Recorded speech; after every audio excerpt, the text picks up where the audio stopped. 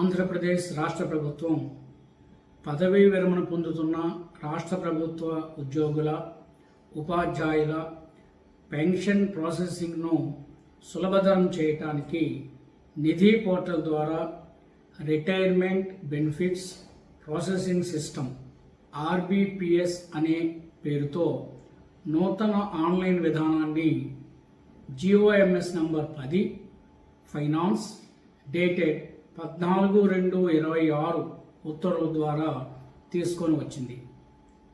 ఈ నూతన విధానంలో pension, gratuity, general provident fund final withdrawal, APGLI final claim, employees group insurance scheme final claim, leave encashment ఒకే దరఖాస్తు ద్వారా ప్రాసెస్ చేయబడతాయి. ఈ ఉత్తర్వులు జీవో విడుదల తేదీ అంటే 14/2/2026 నుండి అమల్లోకి వస్తుందని తొలుత ఉత్తర్వుల్లో పేర్కొన్నారు.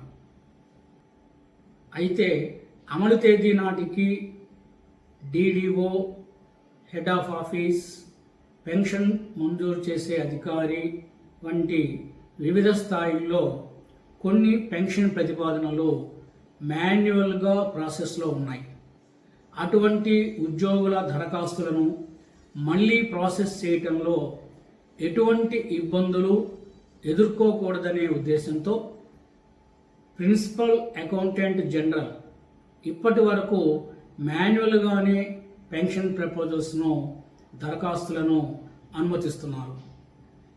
విజయవాడలోని ఆంధ్రప్రదేశ్ ప్రిన్సిపల్ అకౌంటెంట్ జనరల్ కార్యాలయంలో మార్చి 10న జరిగిన సమావేశంలో రిటైర్మెంట్ బెనిఫిట్స్ ప్రాసెసింగ్ సిస్టమ్ ఆర్బిపిఎస్ సజావుగా అమలు జరగడానికి మాన్యువల్గా పెన్షన్ ప్రపోజల్స్ సబ్మిట్ చేసే విధానాన్ని నిలిపివేయడానికి ఒక కట్ ఆఫ్ డేట్ను నిర్ణయించడం జరిగింది. ఈ మేరకు రాష్ట్ర ప్రభుత్వం ఆన్లైన్లో పెన్షన్ ప్రతిపాదనలు సబ్మిట్ చేయడానికి కట్ ఆఫ్ డేట్ను నిర్ణయిస్తూ GORT number 1438 finance department dated 13/4/2026 ఉత్తర్వులు జారీ చేసింది. ఈ ఉత్తర్వుల మేరకు ఏప్రిల్ 30, 2026 వరకు మాత్రమే ప్రిన్సిపల్ అకౌంటెంట్ జనరల్ కార్యాలయం అంటే ఏజీ ఆఫీస్లో మాన్యువల్గా స్వీకరించబడిన అన్ని పెన్షన్ ప్రపోజల్స్ ప్రాసెస్ చేయబడతాయి. మే 1, 2026 నుండి మాన్యువల్గా పంపే పెన్షన్ ప్రపోజల్స్ను ప్రిన్సిపల్ అకౌంటెంట్ జనరల్ కార్యాలయము ఆమోదించదు.